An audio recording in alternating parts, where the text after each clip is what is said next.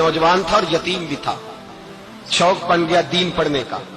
महल्लेदार इलाके वाले कहने लगे कहां से कमाएगा, ना बाप है, ना माँ है, ना घर है, कहां से। हजरत रूमी कहते हैं नौजवान ने जंगल में झोंपड़ी लगा ली। वहां वो सुबह मदरसे जाता, शाम को जंगल में रहता, वहां अल्लाह अल्लाह करता, सबक याद करता। एक दिन बादशाह की बेटी रास्ता भूल गई, जंगल में आई सहेलियों के साथ, बॉडीगार्ड भी साथ थे, पर रास्ता भूल गई। खोती खोती शाम हो गई, ऐसी खोई कि जब रात गहरी हो गई तो आके उस नौजवान के पास रुकी और चिल्लाने लगी। शेर के दौड़ने की आवाज आती है, भेड़िए के बोलने की आवाज आती है। नौजवान अकेला, सहेलियां बिछड़ गई, गार्ड बिछड़ गए। कहने लगी मैं परेशान हूं, मुझे जगह मिल जाएगी। नौजवान कहता मैंने शहजादी देखी और मुझे भी पता था कि घर एक ही है और रात को अंदर से दरवाजा भी बंद करना पड़ता है, जंगल जानवर भी आ जाते हैं। कहते मेरी छोटी सी कुटिया में, झोंपड़ी में वो आई, रो के कहने लगी सहारा कोई नहीं, अगर मैं पीछे निकलूंगी तो भेड़िए खा जाएंगे।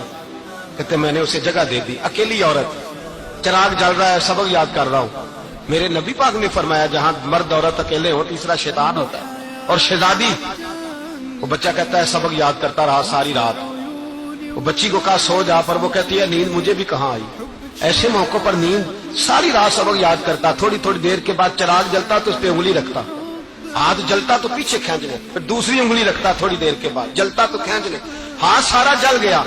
सुबह किरणें चमकी तो कहने लगा चल निकल जा, दौड़ जा, बस बड़ा सब्र का इम्तिहान हो गया, चली जा। शहजादी बाहर निकली, सिपाही ढूंढ रहे थे। बादशाह खुद जंगल में निकला हुआ था, मेरी बेटी मिल गई। बादशाह तन्हाई में जाके कहने लगा बेटा मैं दुनिया को बताऊंगा कि मेरी बेटी खोई नहीं थी, सिपाही साथ ही थे। ये बड़ा मुश्किल होता है, बेटी तो भूल के भी रात कहीं रह पड़े तो लोग जीने नहीं देते, तो बेटा मुश्किल हो जाएगा मेरे लिए। कहां थी? उसने कहा नेक नौजवान के पास। उसने कहा बेटा मैं तो तेरी बात मानूंगा पर दुनिया नहीं मानेगी। अगर उस नौजवान ने किसी को बता दिया कि तू उसके पास थी तो फिर लोग मेरा जीना मुहाल कर देंगे। बेटा मैं मर जाऊंगा, मेरी मजबूरी ये है कि वो कहीं राज ना उगल दे वो नौजवान, उसे कत्ल करना पड़ेगा। औरत ने मिन्नतें की, उस बेटी ने कहा मेरे मौसम को मारोगे, रोई। और वो कहने लगा मैं बादशाह हूं, मेरा अपना वकार है, मैं उसको छोड़ नहीं सकता। गिरफ्तार कर लाए सिपाही। वक्त तय हो गया सजा का। अकेले काल कोठरी में रखा गया, जो उसके खास इतबार वाले थे उनकी ड्यूटी लगाई। बादशाह ने बुलाया तालिब इल्म को, आया। औरत कहने लगी, बेटी कहने लगी एक दफा तो बुलाओ ना, एक सवाल बस पर्दे में रह के पूछना है और फिर जो आपका जी चाहे, मेरे मौसम को मारना तो है तो मर्जी आपकी। सामने खड़ा किया, नौजवान पर्दे के पीछे, औरत खड़ी हो गई। बादशाह बीच बैठ गया। बीबी कहने लगी सारी रात बेदार मैं भी रही, सोया तू भी नहीं।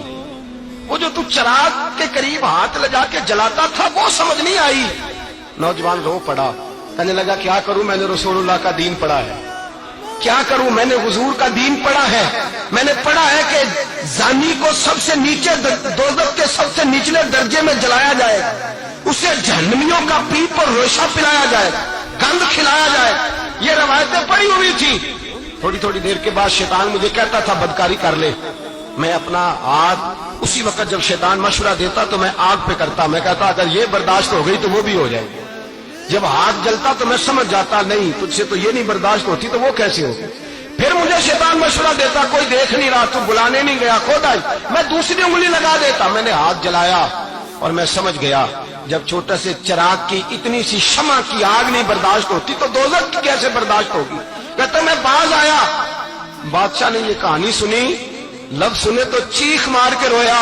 कहने लगा तालिब इल्म तू तो मेरे नबी का सच्चा गुलाम है और मेरे रसूल के जो सच्चे गुलाम होते हैं उन्हें फांसियां नहीं दी जाती, उन्हें तख्त पे बिठाया जाता है। अब तुझे सजा नहीं होगी बल्कि मैं अपनी बेटी का निकाह तेरे साथ करूंगा और मेरे बाद इस सल्तनत का बादशाह भी तू ही बनेगा। अब वो नौजवान वहां नारे लगा रहा है, कहता लोगों तुम मुझे कहते थे दीन से क्या मिलता है, दीन से तो अल्लाह तख्त व ताज भी अता फरमा देता है। अगर नौजवान शर्मो हया वाले बन के रहे अल्लाह सारी इज्जतें दे देगा। देखे ना अल्लाह के फजल से इज्जत मिलती है और जब कोई इज्जतदारों जैसा काम ही ना करे